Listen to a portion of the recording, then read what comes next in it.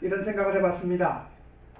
사람이 살아가면 살아갈수록 또 인생에 연륜이 생기면 생길수록 특별히 마지막 임종 직전, 죽기 직전에 할 수 있는 말이 있다면 어떤 말일까?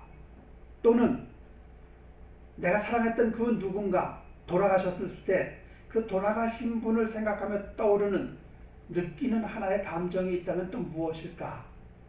생각을 해보니까 후회라는 단어가 생각이 나더라고요. 사람들은 너나 할 것 없이 후회하며 살아갑니다. 지난 날에 대한 후회, 마음과 뜻대로 안 돼서 아쉬웠던 어느 순간에 대한 후회, 저에게도 여러분에게도 누구에게나 있는 일인데, 근데 후회 중에서 가장 큰 후회가 무엇인가 말 안 해도 알겠죠? 가장 큰 후회는 설명할 필요도 없을 것 같아요. 부모에 대한 후회가 아닌가라는 생각이 들게 되더라고요. 1순위가 부모에 대한 후회일 것 같아요. 아빠나 엄마가 살아계실 때 잘해드릴 걸, 효도할 걸. 이거는 모든 자녀들은 이구동성으로 하는 후회 중에 가장 대표적인 후회일 것 같아요. 그렇죠? 자, 이것뿐이겠습니까? 또 다른 후회거리는 없을까요? 많겠죠? 한두 가지가 아니겠는데 무엇이다 라고 딱히 말할 수 없을 정도로 지난 시간들은 대부분이 후회거리들 뿐일 텐데, 내가 그때 그렇게 할 걸, 그때 조금 더 최선을 다했을 걸, 가난하고 힘들어도 그래도 그때 공부했을 걸, 그때 그 땅을 사놨더라면 지금 내가 그냥 갑부가 됐을 텐데. 예. 얼마나 많은 후회거리들이 있습니까? 2018년 마지막 주일, 매년 이때에 가장 많이 사용하는 단어가 있지 않습니까? 사회적으로나 뉴스를 통해서 다사다난이라는 단어를 많이 쓰잖아요. 개인적이든 가정적이든 사회적이든 국가적이든 크고 적은 문제가 많았고, 기쁜 일도 슬픈 일도 어려운 일도 아픈 일들도 많았을 텐데, 자기 자신에게는 물론 하나님 앞에 후회할 일은 있었는지 없었는지 오늘 마지막 설교를 통해서 한번 그런 것들을 돌아왔으면 좋겠습니다. 그냥 의미 없이 시간이 가고 세월이 가니까 한 해가 가면 또 한 해가 오면 또 살면 되지, 이렇게 의미 없이 한 해를 마무리하려고 하지 말고 새해에는 정말 바르게 살아보자라는 의미 있는 결단도 할 겸 지난 시간들을 생각해 보자라는 겁니다. 우리가 세상적인 단어를 쓴다면 후회라는 단어지만 이거를 성경적으로 바꾸면 뭡니까? 회개로 바꿀 수가 있겠죠. 회개. 시간이 가고 해가 가도 그 오랜 시간 교회를 다니면서 수도 없이 들었을 회개에 대한 필요성, 중요성, 살고 죽는 일은 물론이고 후회 없는 인생을 살 수 있는 길, 방법, 그렇게도 알려주었는데 조금도 돌아설 생각, 바꾸어질 생각, 변화될 생각하지 않는, 회개하지 않고 살아왔던 2018년의 내 모습은 아닌지, 그저 막연하게 옆 사람에게 그래 미안해 잘못했어 이것 이상으로 하나님 앞에 내가 후회할 것, 아니 회개할 것이 얼마나 많은지 이것 또한 놓쳐서는 안 될 것이라는 것이죠. 그래서 오늘 말씀을 통해서 지금까지 나는 무엇을 위해서 살아왔으며 또 내년은 또 무엇을 위해서 살아갈 것인가에 대한, 한편으로는 자기 반성, 자기 각성을 하면서 내 소위가 뭐예요? 내 생각과 내 행동을 살펴보는 시간 되자라는 의미를 가지고 학개서를 한번 찾아봤습니다. 언젠가 기회가 되면 학개서 전반적인 문제를 제가 강의를 한번 할게요. 상당히 3장밖에 안 되는 짧은 내용이지만 학개서가 주는 중요한 메시지가 있는데 기회가 되면 말씀드리기로 하고요. 자, 오늘은 학개서 1장에서 4절만 읽었습니다. 이 학개서는요, 역사적으로 볼 때 에스라서와 학개서와 그리고 스가랴서, 이거는 같은 동시대에 기록한 성경입니다. 학개 선지자와 스가랴 선지자는 바벨론 땅에서 포로로 잡혀 있다가 고레스 왕의 명령으로 이스라엘 백성들과 함께 귀환을 하게 되죠. 석방이 되어서. 그래서 이들을 중심으로 예루살렘으로 돌아오자마자 어떤 일을 했는가 하면 하나님의 무너진 성전을 재건하기 위해서 자리를 정돈했고 성전 건축을 위한 기초공사를 하기 시작을 했습니다. 그 당시 포로에서 귀환한 사람들이 대충 4만 명 정도 된다고 하는데, 그 4만 명 정도 되는 이놈들이 무너진 하나님의 성전을 재건하려고 처음에는 열심을 내는 것 같았는데, 그런데 문제가 생겼어요. 어떤 문제가 생겼는가 하면, 사마리아 이웃 동네에 살던 사마리아 사람들이 성전을 재건하지 못하도록 방해를 하기 시작합니다. 처음에는 말로 했어요. 하지 말아라. 근데 말로 안 되니까 이제 타협을 하기 시작했고, 타협도 안 되다 보니까 이제 거짓말로 하기도 하고 협박도 하기도 하고, 그리고 관리들에게 뇌물을 주어서 이스라엘 백성들을 비방하고 그들을 누명을 씌워가면서 그들이 하나님의 성전을 짓지 못하도록 하는 작업을 하기 시작합니다. 온갖 방법들을 동원해서 이스라엘 백성들의 성전 건축을 방해하게 되고, 결국 이스라엘 백성들은 성전 재건을 하는 듯 하다가 완성을 하지 못하고 멈추게 되는데, 이 내용이 에스라 4장에 있는 내용이에요. 자, 그 후에 멈추게 됐고, 그 후에 1년이 지나고 2년이 지나고 3년이 지나고 마침내 15년이라는 시간이 지나게 되고, 기초를 세운 것 외에는 아무것도 한 것이 없는 거예요. 이제 성전터가, 그 성전터에 자풀이 생기고 쓰레기로 덮어지는 폐허가 되고 말았습니다. 무너진 하나님의 성전이 재건이 되어도 벌써 됐었어야 되는데, 처음에는 하는 듯 하더니 이제는 아예 뒷전으로 몰아버리고 말았어요. 자, 이게 뭘 말하는 줄 아시죠, 여러분? 처음에 교회 다닌 자들이 교회를 2년, 3년 좀 열심히 다닌 듯해, 섬기는 듯해, 희생하는 듯해. 그런데 그러다가 세상 일에 빠져서 자기 필요, 자기 만족을 위해서 결국은 성전, 재건, 예배를, 교회를 외면하고 무시하는 모습과 똑같다는 겁니다. 여러분과 저에게 주는 굉장히 귀한 진리가 그 안에 있는 거예요. 내가 만난 하나님, 나를 구원해 주신 주님, 그 주님을 위해서 생명 다해도, 남은 시간 다해도 모자를 판국에 조금 하는 듯 하더니 얼굴 좀 비치는 것 같더니, 그 다음부터는 점점 교회를 멀리하고 점점 예배를 멀리하는 모습과 하나도 다를 바 없다라는 거예요. 이들의 이런 모습이 오늘 우리에게 어떤 교훈을 주는지 이걸 알아보려고 하는 것이 오늘 말씀인데, 오늘 말씀은요, 우리 모든 그리스도인들의 신앙의 진리, 신앙의 참된 원칙은 뭐예요? 바로 하나님 앞에 나 자신을 살피고 하나님 일이 항상 우선순위를 바로 하라는 매우 중요한 가르침의 말씀인데, 내가 무엇을 하면서 살아왔고 지금 무엇을 위해서 살아가는지도 모르고 사는 자들에게 하나님은 학계 선지자를 통해서, 하나님은 오늘 손정문 목사를 통해서 여러분에게 말씀을 전하면서 책망할 건 책망하고 이렇게 하는 것이 지금.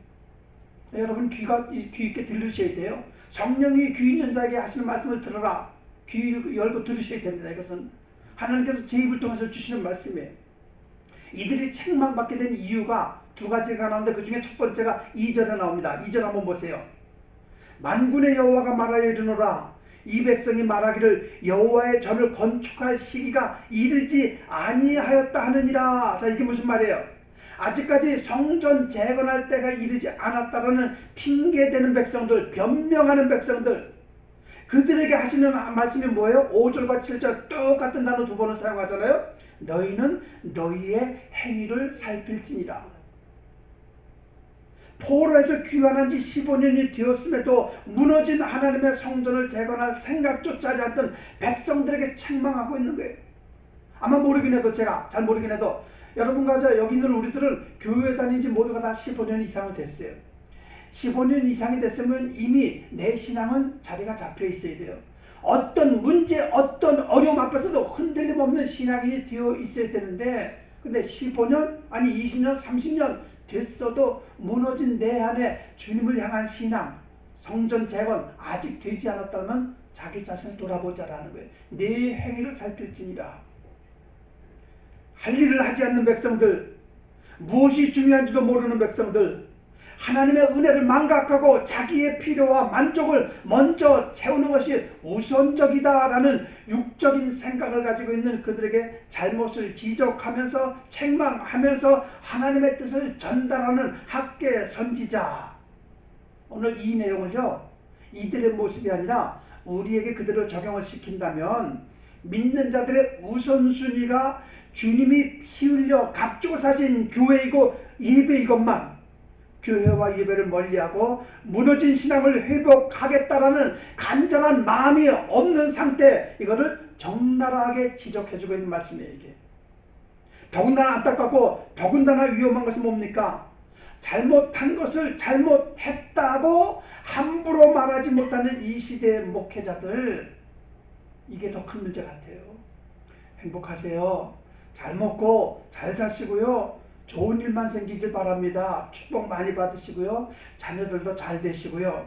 이런 귀에 듣기 좋은 말만 하지 잘못을 지적하지 않는 교회 지도자들, 예수 믿는 자들은요, 그런 말 하면 안 돼. 그런 행동하면 안 돼. 그렇게 살면 안 돼. 하나님을 떠나고 교회를 떠나서 얻어질 건 무엇이며 얻은들 그게 당신에게 무슨 유익이 있습니까? 당당하게 권면하고 책망할 줄 알아야 되는데 눈치 보기 바쁘고 비유 맞추기 급급해서 할 말을 하지 못하는 목회자들, 결국 뭡니까? 성도들을 영적으로 병들게 하고 세상 종교인들보다도 못한 불쌍한 존재로 만드는 그 일에 앞장서는 장본인이 바로 이 시대 교회의 지도자들이라는 현실, 부정할 수 없는 실제적인 일 아닌지 말이에요. 예를 들어 볼까요? 다윗이 밧세바와 간음을 했습니다. 그리고 밧세바의 남편 우리아를 전쟁터로 보내서 죽도록 간접 살인까지 하는 엄청난 죄를 짓게 됩니다. 그때 왕의 죄와 잘못을 당당하게 지적했던 한 사람이 있었죠. 누굽니까? 나단 선지자 아니겠습니까? 선지자로서, 목회자로서 하나님 앞에 바로 살지 못하는 자들을 권면하고 지적하고 책망하는 것은 마땅히 해야 할 일인데 안 하고 있단 말이죠. 잠언 27장 6절에 이런 말씀이 있어요. 친구의 아픈 책망은 충직으로 말미암는 것이나 원수의 잦은 입맞춤은 거짓에서 난 것이니라. 그러니까 달콤하게 귀에 들리기 좋은 달콤한 말은 다 거짓이란 말이에요. 오히려 상대를 생각하고 상대를 사랑한다면 책망할 줄 알아야 된다는 얘기죠. 자녀가 잘되고 친구가 잘되고 성도들이 잘되기 위해서는 진심 어린 책망을 부모는 해야 되고 인생 선배는 해야 되고 목회자는 할 줄 알아야 된다는 거예요. 제가 좀 설교를 강화할 때가 많았었죠. 오늘도 조금 강한 것 같은데, 하나님께서 학교를 통해서 백성들에게 하려는 말씀, 그리고 제 입술을 통해서 이 단상에서 하고 싶은 말은 이겁니다. 내 행위를 살피라는 말이에요. 여러분 자신을 좀 돌아보라는 거예요. 여러분 자신을. 그런데 그렇게 말씀하게 된 결정적인 이유가 있죠. 두 번째로 나누고 싶은 얘기인데 4절입니다. 한번 보실래요? 4절 이렇게 말씀하죠. 이 성전이 황폐하였거늘 너희가 이때에 판벽한 집에 거주하는 것이 옳으냐라고. 자, 성전이 황폐했다. 성전이 황폐했다. 주님의 교회가 지금 점점 무너져가고 있는 이런 상태에서 이때에 판벽한 집에 거하는 것이 옳으냐. 여기서 말하는 이 판벽이라는 말을 그대로 직역을 하면 이겁니다. 내가 살고 있는 집은 각종 예술품 장식과 두터운 벽으로 집을 두르고 화려하게 만들고 그래서 아름다운 집을 지어서 누가 보더라도 떵떵거리며 부족함 없이 살고 있다는 말인데, 15년 전 오랜 포로 생활하다가 포로에서 귀환했을 당시에는 잠시 무너진 성전을 재건하는 듯 하더니 그것도 잠시였고 정치적인 방해, 핍박, 그리고 환경적인 이유라는 핑계로 대면서 시간을 끌어가면서 여유를 부리다가 결국은 무너진 하나님의 성전에는 거기는 곰팡이가 끼고 벌레들이 돌아다니고 쓰레기들이 덮여 있을 정도로 더러워졌는데, 그런데 너희가 살고 있는 집은 좋은 재료를 가지고 멋지게 대리석으로 아름답게 튼튼한 집을 지어놓고 화려하게 살고 있으니 그런 너희 행위를 보라는 거예요. 너희 행위를 좀 돌아보라는 겁니다. 너 먹고 살 걱정은 하지 않으면서 너 하고 싶은 대로 다 해가면서 주님의 교회가 어떻게 되든 주님의 성전이 어떻게 되든 관심도 없는 내 자신을 돌아보라는 얘기가 바로 이겁니다. 유대인들은요, 성전 재건이나 신앙 회복보다는 지금 당장의 만족과 필요를 우선으로 생각하고 살았습니다. 성전 재건 중요하지 않았어요. 근데 그들만 그럴까요? 소위 하나님을 안다고 믿는다고 하는 이 시대에 교회 다니는 우리들, 지금 교회 안에서 예배드리고 있는 많은 자들, 그들이 교회 안정, 예배, 성장, 자기 믿음의 신앙, 성장, 성숙한 그리스도인이 되는 거 내가 되면 하겠습니다. 지금 아시잖아요. 나 할 일이 너무 많고 바빠서요. 먹고 사는 일이 급해서요. 얼마나 이 핑계 저 핑계 변명하고 뒷걸음질하기에 급급한 사람들이 얼마나 많습니까? 왜 그런 줄 아시죠? 그런 사람들이 왜 그렇게 하는, 그렇게 살면서도 그렇게 핑계대면서도 그렇게 하는 이유가 뭔가 하면 딴 것 아닙니다. 삶의 우선순위가 바뀌었기 때문에 그래요. 마태복음 6장에 잘하는 대로 너희는 먼저 그 나라와 그 일을 구하라는 모든 믿는 자들의 인생의 1순위여야 하는 그 나라와 그 일을 구하는 것이 여가 되건만, 유대인들은, 예수 믿는다는 자들은 잘못된 교회 생활, 행함이 없는 믿음 생활을 하고 있어도 그 누구도 그것 때문에 책망하는 사람 없고 지적하는 사람 없으니 뭐 교회 한번 빠진다고 그냥 바빠서 그렇겠지. 2번, 3번 빠지고 한 달, 2달 빠지고 1년 내내 빠져도 언젠가 돌아오겠지. 내버려 두다 보니까, 그러다 보니까 결국 그런 모습들이 보편화되고 말았어요. 보편화. 예전 같으면 우리 어떻게 됐습니까? 새벽기도 안 빠져도 마음에 죄책감이 있었죠. 주일배만 어쩌다 빠져도 그것 때문에 마음이 불편했죠. 더더군다나 주일 성수는요, 말도 하지 못할 정도로 괴로웠죠. 11조를 못 내봐요. 그것 때문에 얼마나 괴로워했었습니까? 근데 요즘 사람들은 그런 게 사라졌다는 것이죠. 왜 그랬는가? 딴 건 이유 없어요. 그 잘못한 것들에서 지적해주는 사람이 없기 때문에 그런 모습들이 이제는 일반화되고 말았다는 거죠. 내 필요와 만족보다는 그분의 뜻을 이루겠다는 신앙을 가지고 살아가는 사람 얼마나 될까? 그렇게 살지 못하는 핑계들은 100가지, 1000가지, 10,000가지 이유를 대면서 주님의 일, 영혼 구원하는 일, 선교하고 전도하는 일, 교회에서 섬기고 봉사하고 희생하는 일에 손가락하지 않는 자들 얼마나 많은가. 그러나 괜찮아요. 잘못 살고 있다는 것을 그 누구도 알려주지 않고 있으니 몰랐기 때문에, 어떻게 하는지 몰랐기 때문에 안 하는 거 못하는 거 괜찮습니다. 문제는 이렇게 알려주었잖아요. 어떻게 해야 하는지 수도 없이 제가 알려드리진 않았습니까?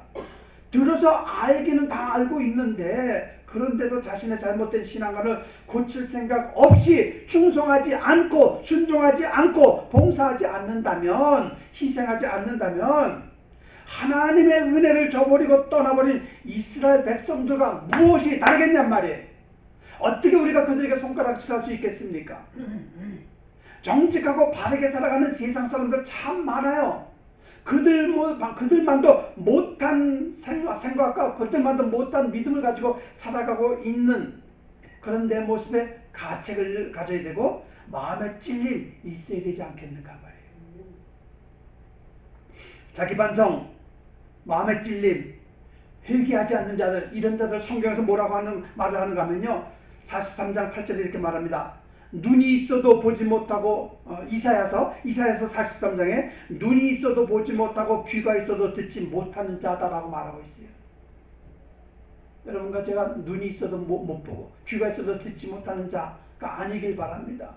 에레미야 5장 21절에도 어리석고 지각이 없으며 눈이 있어도 보지 못하며 귀가 있어도 듣지 못하는 백성이여 이를 들을지어다라고, 뭐예요?